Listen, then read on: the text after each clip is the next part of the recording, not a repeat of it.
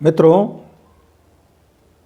आइए आप दोनों हाथ को इस तरह से फैला करके 3 बार बंद करें और छोड़ें। 3 बार बंद करें और छोड़ें। जब बंद करें तब यह मुट्ठी के ऊपर में इस मध्यमा के बीच में मेरा या अंगुष्ठ हो, इस तरह से प्रेस करें और छोड़ें। 3 बार बंद करें और छोड़ें। फिर दोनों को, चारों उंगलियों को इस तरह से आपस में मिला लीजिए। फिर 5वीं उंगली इसके भाग के ऊपर में इस तरह से मुद्रा में, आकृति में बदल जाए और इसके ऊपर से हम थोड़ी देर के लिए एक गहरी सांस खींचें और इस तरह से प्रेस करते हुए जो भी नासिका से आपके सांसें चल रही है और थोड़ी देर के लिए अपने सांसों को होल्ड कर लें, रोक दें। वह सांस वहीं स्थिर हो जाए। मन को देखें कि क्या चंचलता है, क्या कि मन में स्थायी है, क्या मन की गति क्या है। आंख बंद से वाच करें कि मेरी इच्छाएं क्या कहती हैं। कल्पना करें कि आपकी कल्पना में वह आपकी इच्छाओं का मूर्त रूप दिखाई दे रहा है क्या। आप देखें तो सही कि आपका विचार, आपकी इच्छा, आपकी कल्पना और आपका कार्य, आपका व्यवहार, आपकी आदत, आपकी सोच, आपका काम करने का तरीका क्या अपने सपनों को पाने की दिशा में चौबीसों घंटे उस पर कार्यरत है। मन अपने कार्य कर रहे हैं, मस्तिष्क अपने कार्य कर रहे हैं, विचार अपने उसी दिशा में हैं, इच्छाएं भी उसी दिशा में बलवती है, आत्मबल है, आत्मविश्वास है और आपका अपना स्वयं की मानना क्या है, विवेक क्या कहता है, क्या ये सभी एक दिशाओं में कार्य कर रहे हैं। यदि वह सब एक दिशा में कार्य कर रहे हैं तब आप दोनों अंगुष्ठ को इस तरह से मुद्रा बनाइए, हृदय के पास रखिए और पवित्र भाव से, शुद्ध भाव से, चित्त आनंद पूर्वक करके मंत्र में रस लेते हुए, मंत्र को अपने में अवधारणा करते हुए, यह प्रार्थना करते हुए कि इस गायत्री महामंत्र मेरे जीवन में अवतरित होकर के प्रकाशित कर रहा है। ओम भूर्भुवः स्वः तत्सवितुर्वरेण्यं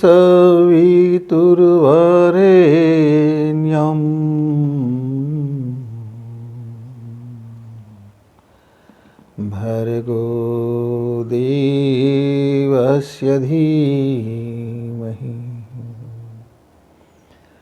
धियो यो नः प्रचोदयात्।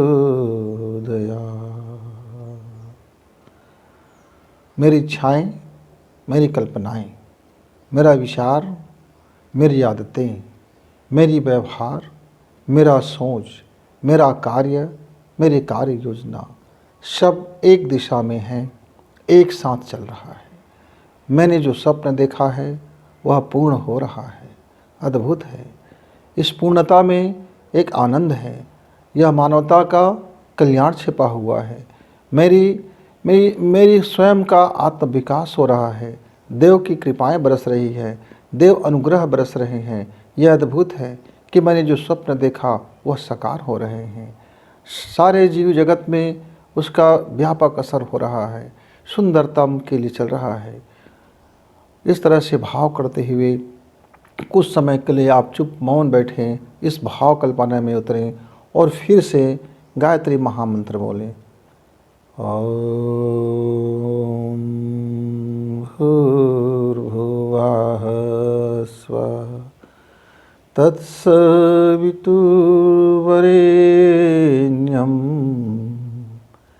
भर्गो देवस्य धीमहि धियो यो नः प्रचोदयात्। मित्रों नमस्कार, आप हैं बसंत गुरु जी के साथ।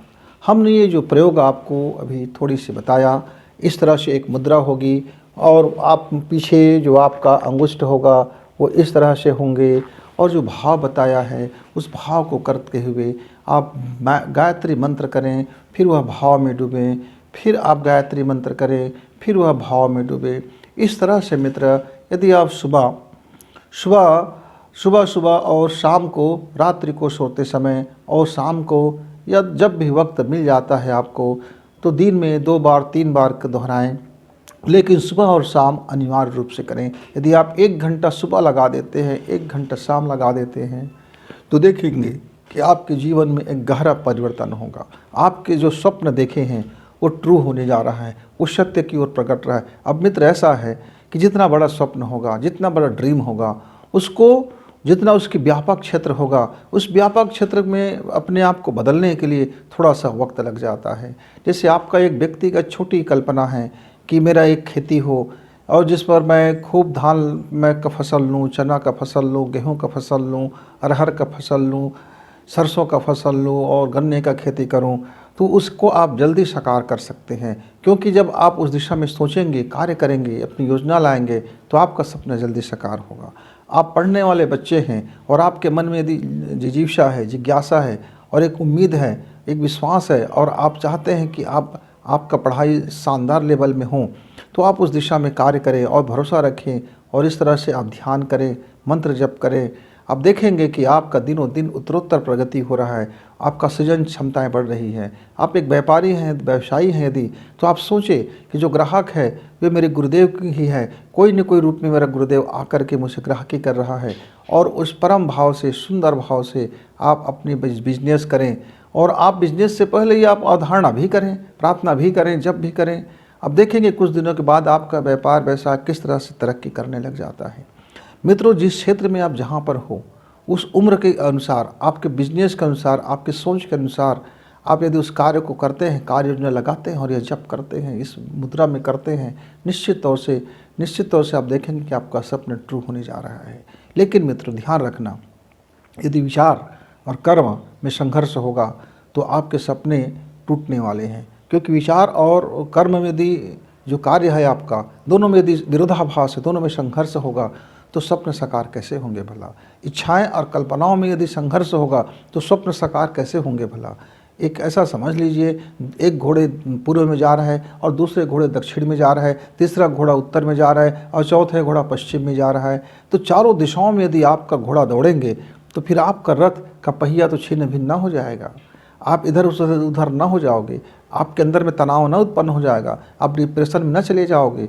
मित्रों, इसलिए सारी घोड़ा जो है, 7 घोड़ा, सूर्य की जो 7 घोड़ा बताया गया है, रथ की जो 7 घोड़ा बताया गया है, वो आपकी शक्तियाँ हैं, आपकी सातों चक्र की शक्तियाँ हैं, आपकी सोच की शक्तियाँ हैं, आपकी कर्म की शक्तियाँ हैं, आपका कल्पनाओं की शक्तियाँ हैं, आपकी इच्छाओं की शक्तियाँ हैं, आपकी आदतों की शक्तियाँ हैं, आपकी कार्य योजनाओं की शक्तियाँ हैं।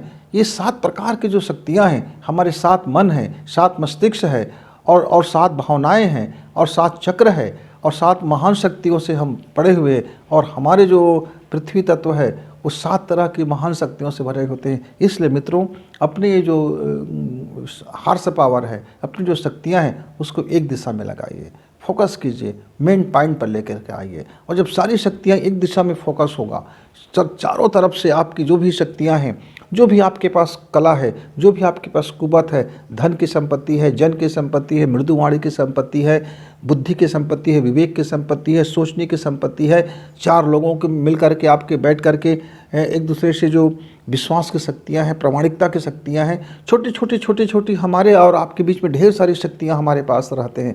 उन शक्तियों को उपार्जित करें, उन शक्तियों को अभिवृद्धि करें, उन शक्तियों को पोषित करें, उन शक्तियों को आप आगे बढ़ाएं।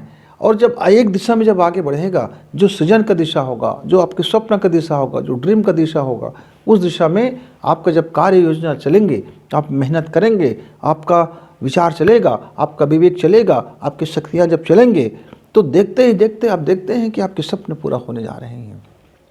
मैं एक छोटा सा उदाहरण दूंगा, छोटा सा उदाहरण देने के बाद मैं अपनी बात समाप्त करूंगा। क्योंकि जो मैंने पहले बताया है मित्र, वो एक प्रयोग है। जब आपकी सारी शक्तियाँ एक दिशा में आ जाए, सारी शक्तियों को एक दिशा में लाने का प्रयोग है, तमाम शक्तियों को एक दिशा में एक केंद्रीभूत करने का वो प्रयोग है। आप करके देखना, सुबह 1 घंटा, शाम को 1 घंटा करके देखना, और आप देखेंगे कि जो बिखरी हुई शक्तियां हैं आपकी, वो किस तरह से केंद्रीभूत होने लगे हैं, आपके हार्ट में आने लगे हैं। आपकी इच्छा और आपकी कल्पना के बीच में संघर्ष खत्म हो रहा है। आप में, आपके अंदर में हिम्मत और साहस आ रहा है कि आप आपके जो भी पिछला जो हो चुका है अब उसको धोने जा रहे हैं, आप एक अच्छा करने जा रहे हैं। एक अंदर में साहस, एक अंदर में निर्भयता, एक अंदर में अभयता, एक अंदर में स्वच्छ सोच विचार, और अंदर में एक क्लीन और जो खुशी और जो शांति का जो अंदर में जो आपका शक्तियाँ हैं वो उसका दिनों दिन बढ़ते चले जाते हैं। इस छोटे से प्रयोग मात्र से आप करके देखना। मित्र, एक मेरे मित्र हैं, आज भी वो हैं मेरे मित्र, जीवित हैं। वो उस समय उनके पास बड़ी मुश्किल से 1 एकड़ का ज़मीन का जोत था, और उनके पिताजी 1 एकड़ के ज़मीन की जोत में पानी का कोई साधन नहीं होने के कारण वो भूखमरी का दिन रहते थे, और ठीक से कपड़े लत्ते पहनने का भी उनके पास कोई जुगाड़ नहीं रहता था। बहुत गरीबी में उनका दिन कटता था। उस गांव में आए दिन अकाल पड़ते थे, आए दिन अकाल, मतलब खाने के लोग तरसते थे। तो ज़मीन का जोत क्या होगा, क्या फसल होगा, और क्या घर में वैभव होगा, और क्या उनके लिए कपड़े लत्ते होंगे। खाने को मिल जाए तो वो बहुत रहते थे। उस ज़माने में लोग थोड़ी थोड़ी चावल को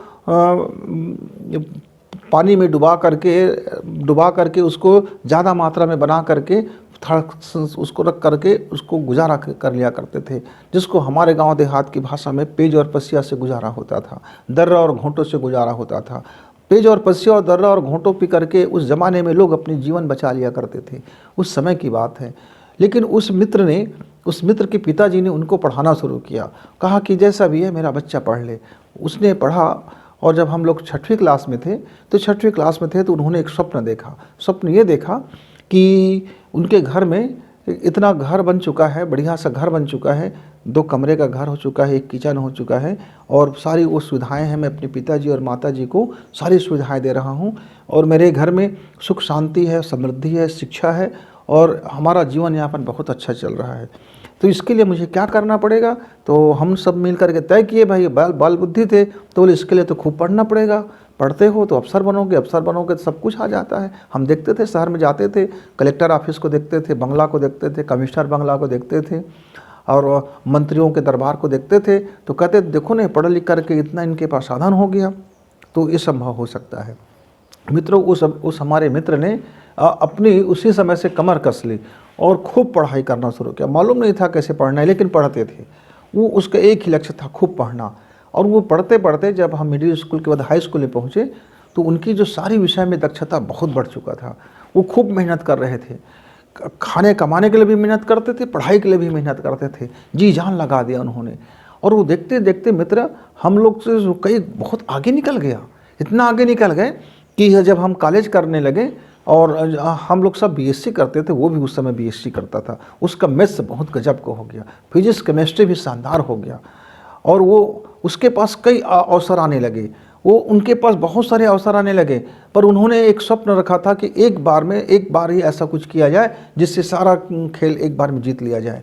और मित्र आगे चल करके उन्होंने अपनी परीक्षाएं पास की, और उनकी मेहनत और उनका कर्म, उनकी इच्छाएं और उनकी सोच, उनकी कल्पनाएं, और उनका एक दिशा में आया, और वो कलेक्टर बना तो सब हम साथी लोग झूमे, खूब खुश हुए, सारे खुश हुआ। एक बार में उनका स्वप्न साकार हो गया, स्वप्न साकार ही हो गया, ड्रीम उसका ट्रू हो गया। तब मैंने पूछा, मित्र हम तो उस समय बालपन में थे और आपने उसको साकार कर दिया। बोले हाँ मित्र, मैं गरीबी को देखा था, मैं तंगी हाल को देखा था, मैं जीवन के उस कठिन दौर को देखा था, मैं घर परिवार के एक एक दाने के लिए मोहताज होते हुए ज़िंदगी को मैंने जिया है, भोगा है। मैं माता पिता की उस पसीने को देखता था कि किस तरह से चुचुहाते पसीने के बावजूद हम लोगों को खाने के लिए जो मुसीबत पड़ते थे, मैं उसको देखा था, और मैं शिद्दत से महसूस किया था, और मैंने महसूस कर लिया था कि मैं अब अमीर हो चुका हूँ, मैं धनाढ्य हो चुका हूँ, मैं ज्ञानवान हो चुका हूँ, मेरे पास इतनी शक्तियाँ हैं, मेरे घर परिवार में खुशियाँ हैं, और मैं लोगों के लिए काम कर रहा हूँ। अपने अलावा मैं कई लोगों की ज़िंदगी बदलने के लिए काम कर रहा हूँ। ये जो उसका व्यापक सोच था, अपने अलावा मैं कई लोगों की जिंदगियों में खुशी भर रहा हूँ, ये जो उसकी सोच था, उसका ये जो ड्रीम था मित्र, उसको इतना ताकत मिला, उर्वरा शक्ति मिला, ऊर्जा मिला, उसके अंदर में संजीवनी विद्या मिला, और प्रेरणा स्रोत बनते रहे, खुद का खुद प्रेरणा बनते रहे। उसने कहा, मैं रोज़ अपने पिताजी को देखता था कि कितना भी अकाल क्यों ना हो, वो उसी भाव से जा कर के खेती काम करते थे और मेहनत करते थे, मजदूरी करते थे, मशक्क़त करते थे। अम्मा भी वही काम करते थे और पसीना चुचुहा जाते थे, पसीने का दुर्गंध भर जाता था। एक ही कपड़े में कई दिनों तक रहते थे, बिना कपड़े के थोड़ा सा अपना गमछा बांध लेते थे और हम लोग गुजारा कर लेते थे। ज़मीन में सो करके भी गुजारा कर लेते थे। लेकिन बेईमानी का नियत नहीं आया, हरामखोरी का नियत नहीं आया, दुनिया भर की गंदगी का नियत नहीं आया, नशाखोरी का नियत नहीं आया। हाँ, साफ़ सुथरा ज़िंदगी जीते रहे। भले ही हम लोग बड़े बड़े कर्मकांड नहीं करना जानते, बड़े पूजा पाठ करना नहीं जानते, बस आंख बंद करके अपने ईश्वर से एक याद करके मैं कहता कि यदि मेरा कर्म सच्चा है और मेरा ड्रीम सच्चा है तो ये प्रकट हो ही जाएगा, हो ही चुका है। और मैं इसका सहभागिता हूँ, मैं माध्यम हूँ ईश्वर का कि मैं इसके जीवन को सुंदर कर रहा हूँ, मैं इस समाज को बेहतरीन कर रहा हूँ। मेरे सृजन का क्षण है, मेरा अनुदान मुझे मिल रहा है, मेरे ईश्वर मेरा साथ है, मेरा देव मेरा साथ है, तो मुझे किस बात का फिक्र है? मैं फिर क्यों मैं डरूंगा? मैं निर्भय होकर के अपनी मेहनत करता था मित्र। उन्होंने ये ब्रह्म वाक्य, ये सूत्र वाक्य बताया मित्रों। यदि आपका काम कहे तो पकड़ लेना।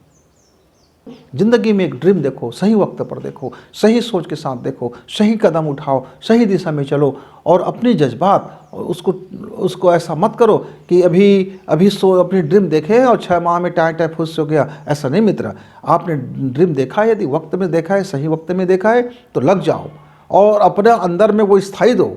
बार बार इधर उधर झांकने का मतलब नहीं है। मेरे उस मित्र ने जीवन का 12 साल कम से कम लगाया था, वो 12 साल तपस्या की थी, तब जाकर के उसका ड्रीम सच हुआ था। और ड्रीम सच होता है। हमने भी जो ड्रीम देखा वो भी सच हो रहा है। इस संसार में हर वो व्यक्ति का ड्रीम सच होता है जो बेहतरीन सपना देखते हैं, जो अपने लिए नहीं सबके लिए सपना देखते हैं, जो सृजन का सपना देखते हैं, जो बेहतरी का सपना देखते हैं, उनका सपना जरूर पूरा होता है।